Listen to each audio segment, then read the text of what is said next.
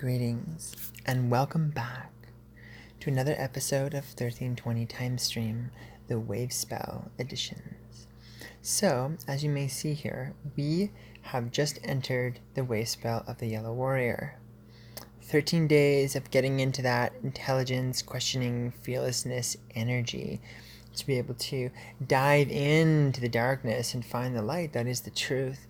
To be able to wield the sword of truth, which is the sword of questions and the sword of intelligence, to be able to hack through the brambles of uncertainty, and to be able to cultivate your inner warrior, whatever that means to you. So, what an interesting wave spell we're going to have here. It also being the final wave spell in the yellow southern castle of giving, which started with the magnetic earth wave spell. And so we're going to be getting into the last castle, which is the last 52-day cycle, or the last 4 wave spells after this wave spell. So you can kind of say there's like 5 seasons in a way. Even though there's actually officially seasons, there's actually 4 seasons attributed to the Zolkin. These 52 cycles are kind of like that as well. They're like these energies that kind of show these different, much larger cycles. Yeah, I can't really say anything else other than seasons, because that's really how it looks like to me. And so you kind of have these like 5 energetic seasons, which are also actually working on the time cell. That's the time cells: input, store, process, output, matrix. So each one of the castles is actually one of the time cells, and we're just finishing the output time cell. So another thing that's actually really special, I didn't actually notice it 2 days ago when it started, and only tended to notice it today. It has to do with these very special 7 signs, 7 seals, called the 7 solar witnesses. They actually started back here on White Crystal Wizard, which was the second last day of the blue night wave spell.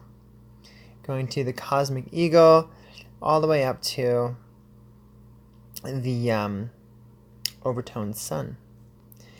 So in the dream spell practice and a lot of the subsidiary systems, it is a very advanced science. To be able to touch on some of these things would be next to near impossible, because of the foundational mathematics that is required and the mental, spiritual, and emotional installation into these circuitries, these practices, in order to really grasp what's being said.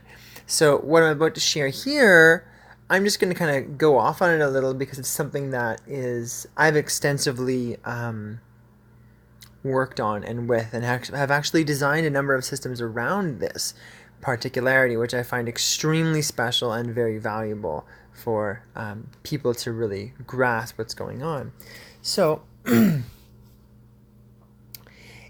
many of the systems, including the moon system is a 28-day system, there are these 7 particular seals that are recognized, and they're starting at Crystal Wizard and ending at Overtone Sun, and all the ones in between. They represent what's known as the 7 solar witnesses. Also, the 7 last moons. The 7 solar witnesses, in some way, are like these interdimensional energies that are witnessing, and they're what's appropriate, or the ones, what do you call that? The ones responsible, not even responsible, because that's an elucidation to action, and we're not talking about action here. We're simply talking about the energy that say sees a thing when it gets imprinted. How does a thing get imprinted? How does an imprint happen in your emotional or energy body or your physical body? So these imprints, these 7 solar witnesses, their capacity of witnessing is that which imprints. And so what you have here is these 7 chakras. You have your eagle, or you have your wizard actually, is the crown. The eagle is the root. The warrior is the third eye. The earth is the sacral. The mirror is the throat. The solar plexus is the storm. and the heart is the sun. It always goes the crown, root, third eye, sacral, throat, will, heart. It spirals into the center and always ends at the heart. And so this also is recapitulating in the much larger practice. There was a practice known as the 20 tablets of the law of time. And so the mathematics were in such a way that a 13 moon wave spell, that was a thing essentially called the dream spell genesis. And in this practice of reliving the dream spell genesis, essentially would take 20 years to do that. And so those 20 years, each one of the years themselves would be a wave spell, would be a 13 kin cycle or a 13 unit cycle, except for it not being every one day. It was one of the kin seals here. Every 28 days, every single moon cycle was one of them. And so it took this 20-year cycle to actually complete. The meditation itself was a 16-year meditation because it went from the first to the 16th wave spell and left these last 4 out as kind of like the time we're in now. It's known as the time of telektonon, which is like the divine wisdom that we're within. And so basically where I'm going with this is these 7 last moons were coded by the 7 solar witnesses. And so in a lot of the practices that I've written, because I've written a bunch of meditation systems surrounding using 2012 as a vector point portal or a singularity portal. What that means is that the idea of linear time, first off, is a completely false fabrication and ultimately doesn't even exist. Even though there is an experiential cultivation that many of us experience as linear time, time is money, that kind of thing, that it is a presence, this is steadily dissolving. And it's because of sciences like this that give founding to not a new perception of time, but the natural perception of time. And time, actually as a spiral entity or as a spherical entity, begins to come into play. And I won't go too much farther into describing what that is because it's really a personal experience. So 2012 as a centrifugal point, people think, oh, we've passed that or whatever. Well, no, because what the whole 2012, 2013 marker is actually an imprint point. It's a frequency portal. So you can't exactly pass anything in a spherical countenance. We just have an energy field that is synchronized to a center black hole or singularity, not unlike our galaxy is synchronized to the black hole in the center of the Milky Way. That's kind of how time actually works, which is, you could call it a holosphere or a time sphere. And so we're in this time sphere. And so the 2013 energy of the prophecy in 2012 / December 21st for 2012, which exactly is 2013, is really actually saying that this is that shift where we're starting to embody the natural way of time, which is 1320, which is the reflection of 2013. And so when people ask me, what did it mean, like the prophecy and whatnot, and this and that and the other, and the world ending and all this kind of stuff, is ultimately what it's saying is that the phenomenal world of 1260 time or artificial time, that's ending straight up. Because we're now allowing ourselves and opening ourselves to cultivating that which is natural time. This looks very different to every person because we may have a different connection to that natural time. It may not specifically be just about this system. I highly recommend the system because its attributes are so well defined that it has a direct effect on the human being, the DNA, and the collective consciousness surrounding its experiential installation into the human being installed into the paradigm as consciousness. But other people, as seen in ancient native lineages and things like that, were naturally installed into a natural timing circuit. And so because nature is an existential function of the 1320 timing frequency, the biospheric constant, they're naturally going to pick up. Beings who are naturally part of nature and not following that other time cycle are going to naturally synchronize to what this is in their own way and have these different variants which are all in harmony with one another as you start looking at how this imprint shows up in the world. So what we have here is this kind of in a linear timing sense, but also not, because all the system integrity here is synchronized with 4th and 5th dimensional holonomic time. We have these 7 last moons before the 0 point in 2012, which is actually marked by 6 dragon, which is rhythmic dragon. Here we go. So rhythmic dragon here. And then after that, we have the first, second, third, fourth. Okay, I don't know why that keeps happening. Where were we? First, second, third, fourth, fifth, sixth, and seventh last moons, they're called. The seven mystic moons. We have the 7 last moons and the 7 mystic moons. And those essentially are the 7 final moons before 2012 and the 7 first moons into the kind of new age. So what happens here is, the kind of like simplified version is that there are these time portals opened up to these points in time in the physical 2012 date of our Gregorian calendar. So we have these energy portals open up because they're synchronized very much like how we're making these pyramids around our body every day and synchronizing with our joints.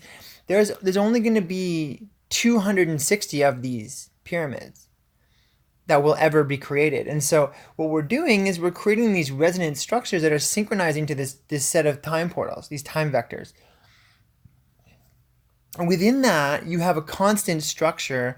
You could say that you're building the entirety of the galaxy in your body, just as an analogy or an imagination. Let's just imagine that.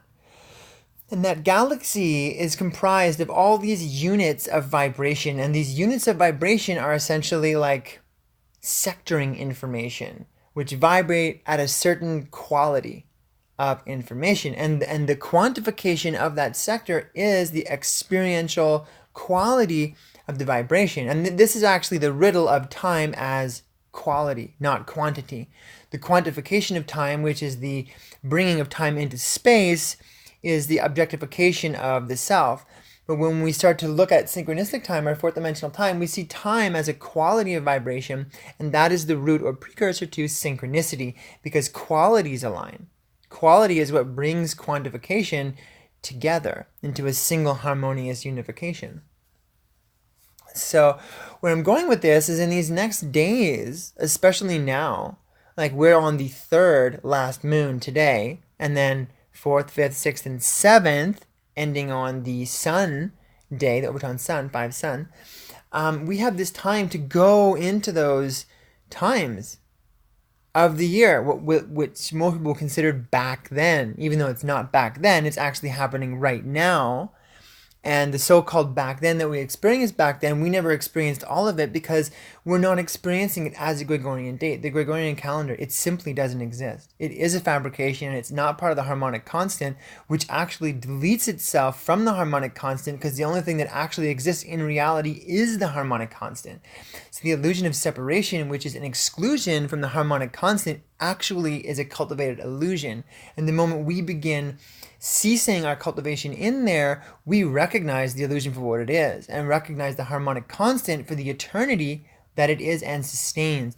And so as we begin to really open up to this, we recognize that at a certain time, the harmonic constant was kind of screaming through at us saying, okay, we're coming to this prophetic end date. The energy is so on that you're going to see it even in the illusion. You're going to see it in the illusory, cultivated, disharmonic constant. And so what that's saying here is that we're going to now experience another layer of the being and the zone of time that we were / is now, that was present then / is still present because then is now, and it's all the same timing sphere and that timing vector. We get to go into that again and continue cultivating, going directly towards that prophetic shift in 2012. Now, the thing that's important about this is that centrifugal point of that 2012 energy, it now acts as like a system restore point or like a cultivation point where we're no longer cultivating on this linear time.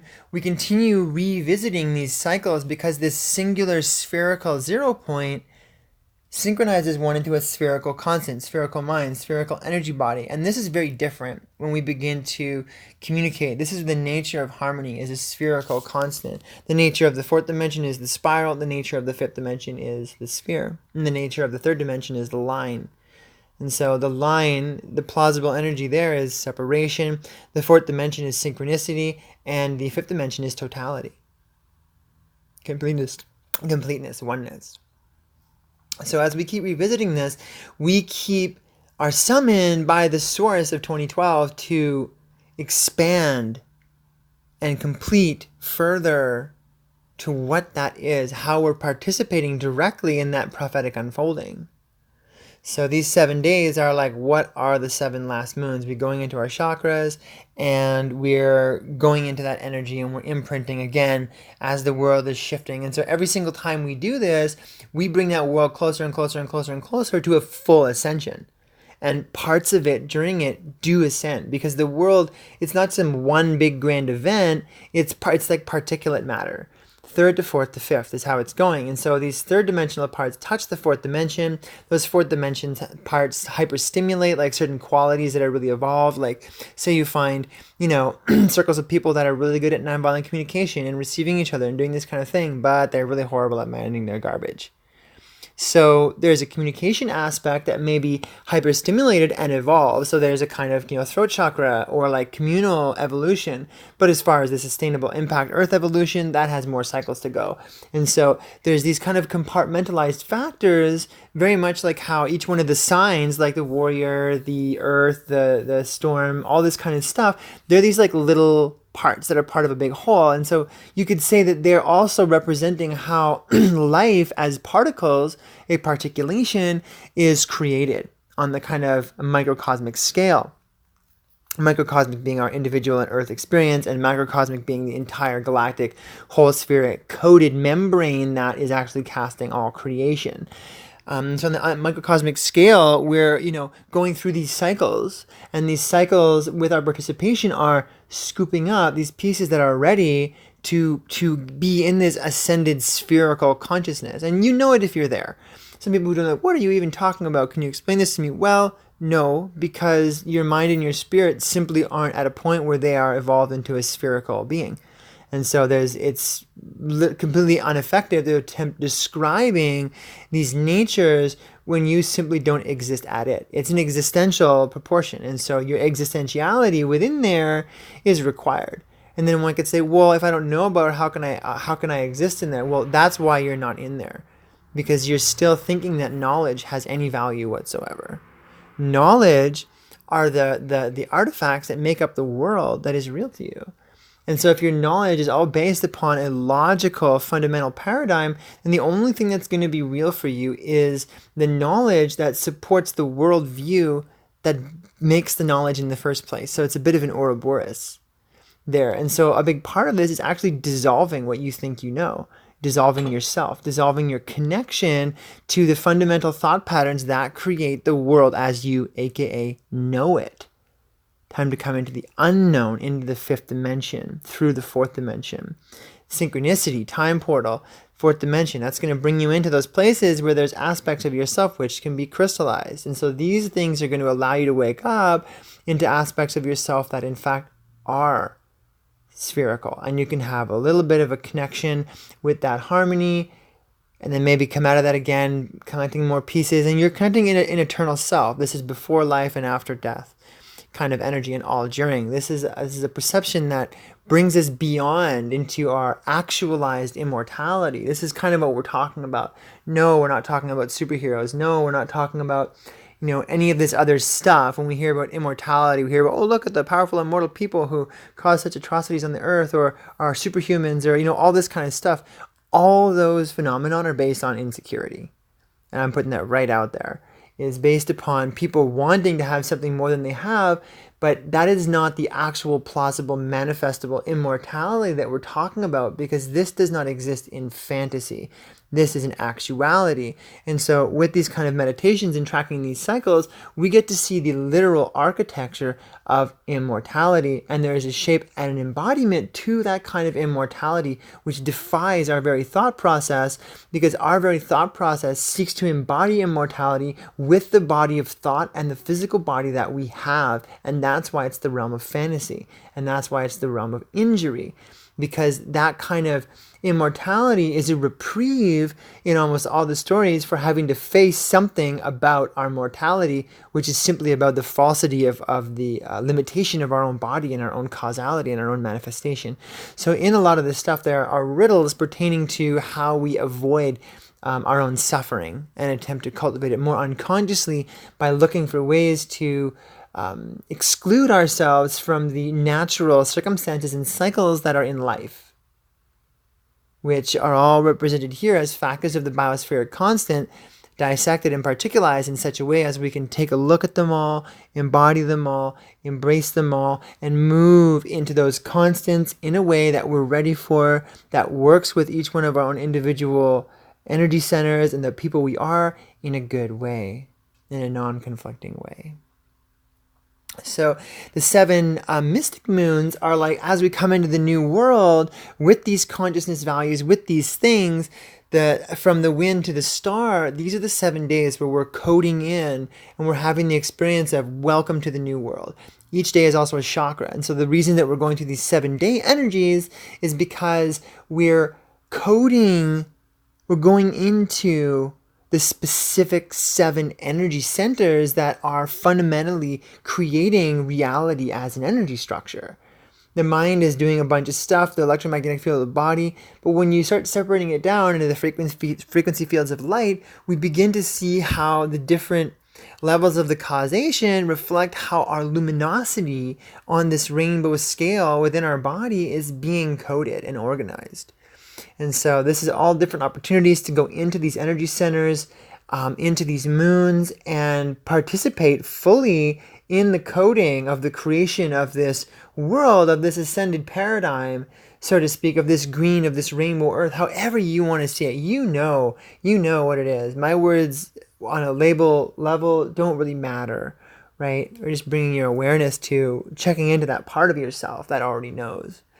So yeah, this is what we're doing here in this Wavespell, even more so than just, this is the warrior Wavespell. There's a very deep fundamental association with, values. And I feel that is maybe even why too, it just happens to synchronize with the warrior Wavespell, because there's a bit of adoption of the warrior. Well, we got to be like the warrior to be able to have that intelligence, to look in, to ask ourselves the questions, and take command of ourselves in such a way so that we can be and embody this shift.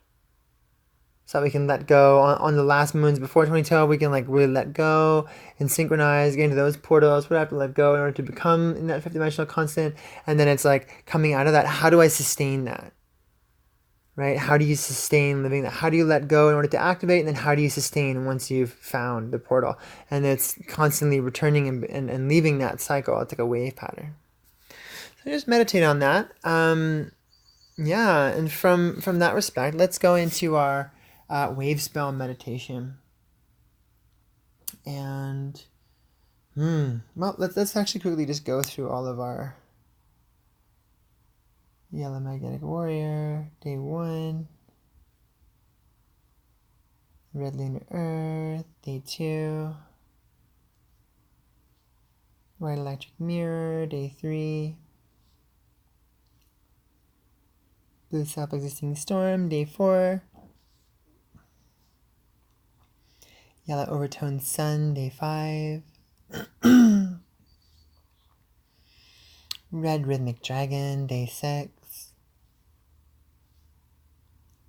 White Resonant Wind, day 7. Blue Galactic Night, day 8. Yellow Solar Seed, day 9. Red Planetary Serpent, day 10. White Spectral Will Bridger, day 11. Blue Crystal Hand, day 12. And Yellow Cosmic Star, day 13.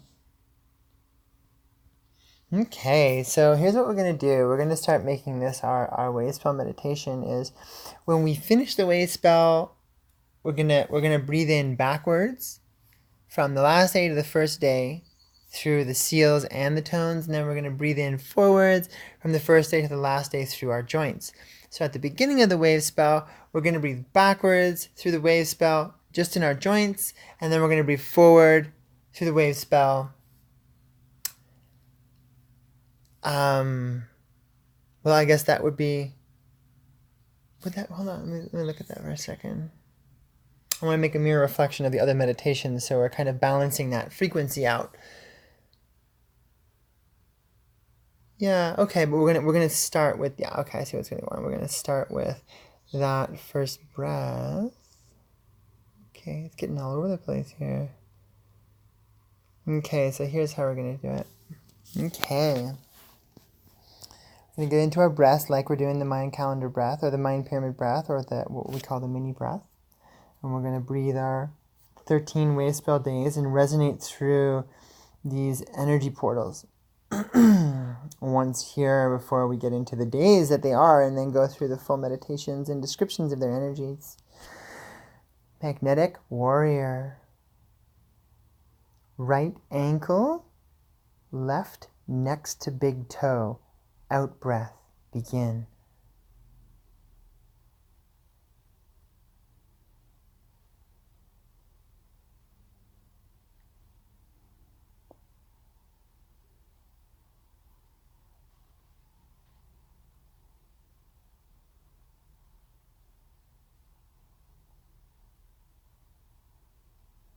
Okay. Then we're going to go lunar earth. So right knee, left middle toe, out breath, begin.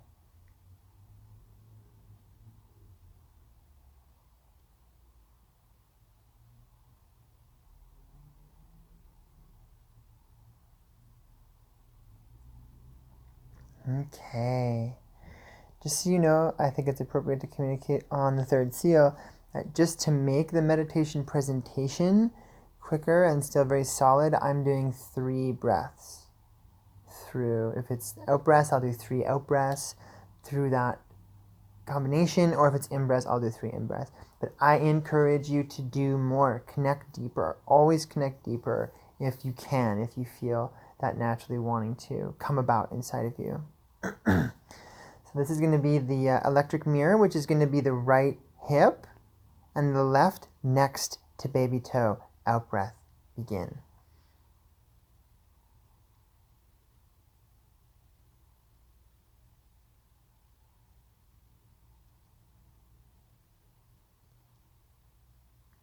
Okay, let's move to the fourth, which is going to be the right wrist. This is the self-existing storm. Right wrist, left baby toe. Out breath. Begin.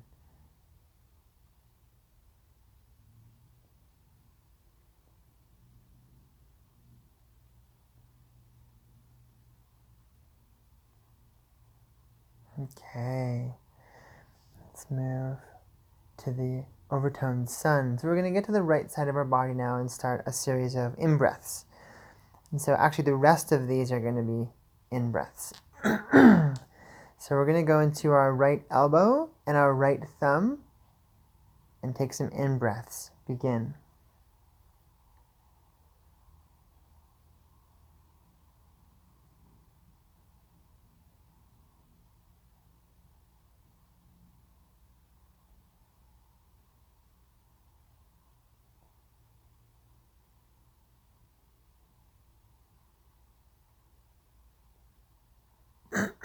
Okay. And so those last 5 breaths are actually the last 5 moons of 2012. And so those are like moon 3, 4, 5, 6, and 7. And starting from the first one, the warrior, that's third eye, then sacral, then throat, then solar plexus, then heart. Okay, so that's those. I did miss, however, the ones before that time, which were the last 2 days of the Wavespell previously. So that's why we're not really covering those, because it didn't dawn on me that this cycle was there until I saw the numbers so in my face on this Wavespell. So this next one in that respect is known as the moon out of time. And so this is representing the 0 point. And then the 7 energies after this are also again representing the 7 chakras and the 7 moons, bringing us into 2013. first moons. So anyway, let's breathe our rhythmic dragon, which is going to be our right shoulder and our right pointy finger. In breath, begin.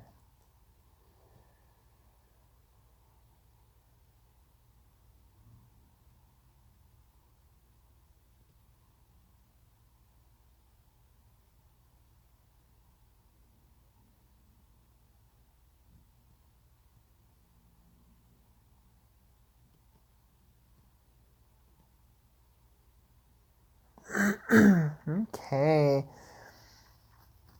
And so just in case people want to also synchronize these with the chakras, it's going to be crown, root, third eye, sacral, throat, will, and heart. And so let's continue the 7 mystic moons, as well as just the days in the Wavespell. There's many layers to this type of system, so you can bring it as far as you want or make it as simple as you want. It's all really up to how you want to embody. So this is the 7 wind or resonant wind. Neck and spine, right middle finger, in breath, begin.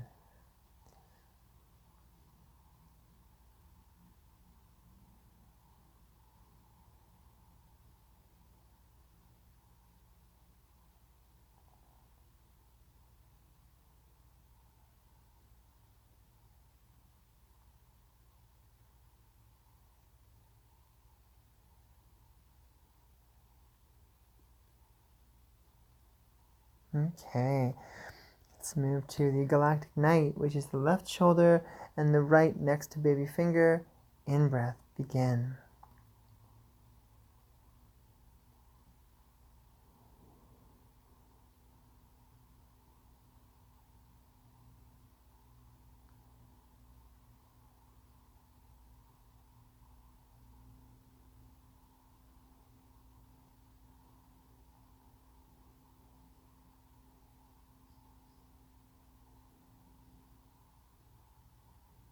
Okay, let's go to solar seed, which is the left elbow and the right baby finger. In breath, begin.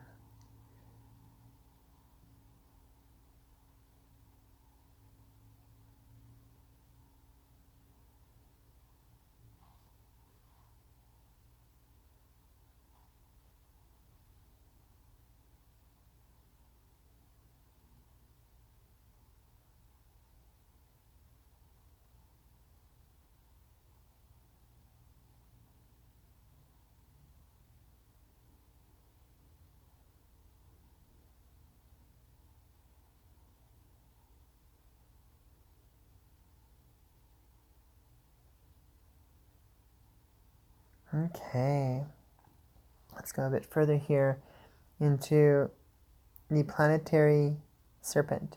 So this is going to be the left wrist and the right big toe. In breath, begin.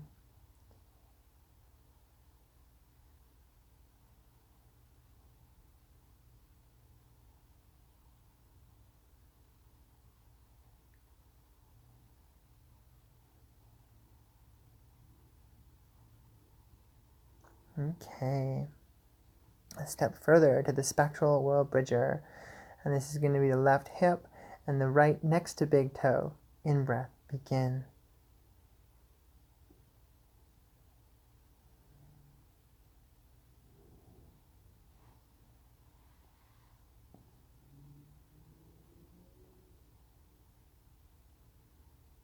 Okay, and yet a step further, second last day. Left crystal knee, right middle toe. In breath, begin.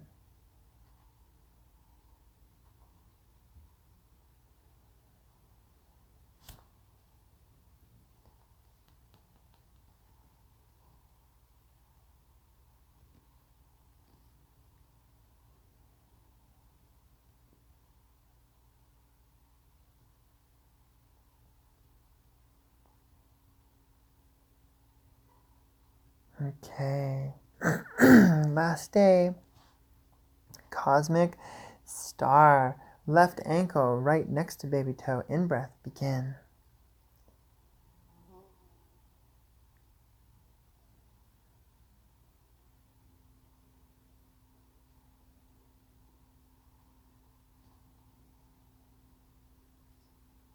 Okay, and that's it. We have meditated and vibrated all of the 13 galactic signatures for our Wavespell here in our body, just a little bit minimally. So let's go back through our 13 joints, arriving back again at the magnetic. So right ankle, and we're gonna do some in and out breaths here, in and out breath. I'm personally just gonna continue doing like 1 in, 1 out, 1 in, 1 out, 1 in, 1 out for a total of 3 each, 6 total breaths. But I encourage you again, just go into it. It doesn't have to be an even number. You can have just however you feel. Or if you want to have that kind of practice where you're like, okay, I'm going to do 13 because we're doing a 13 thing. I'm going to do 13 through each. You know, there's just so many ways to compress the energy and to create synchronicity through working with the vibrational constant of breath meditation or observing a type of cycle within your meditation. So let's go into the right ankle, which is the cosmic tone.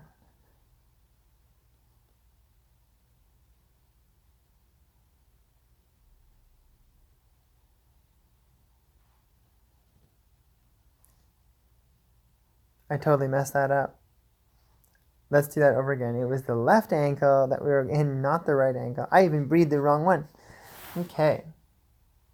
Let's go into our left ankle and do some breaths here. Begin.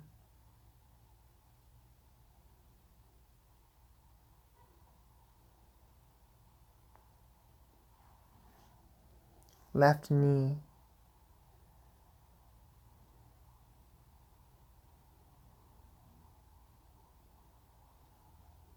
Left hip.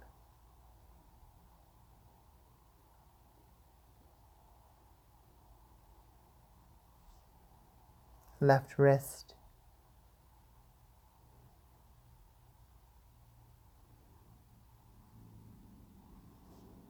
Left elbow.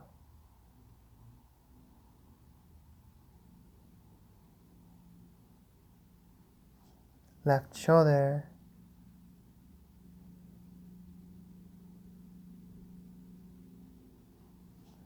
Left or neck and spine.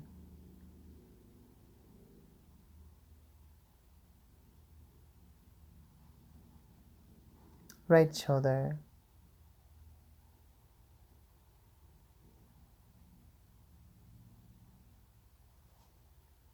Right elbow.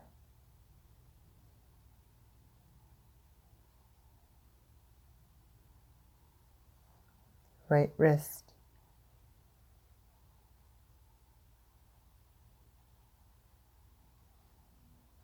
Right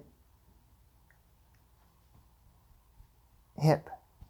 Lost my words there. Right hip.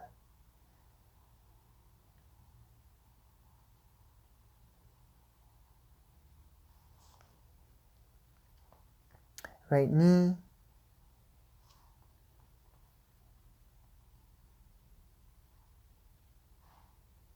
And right ankle.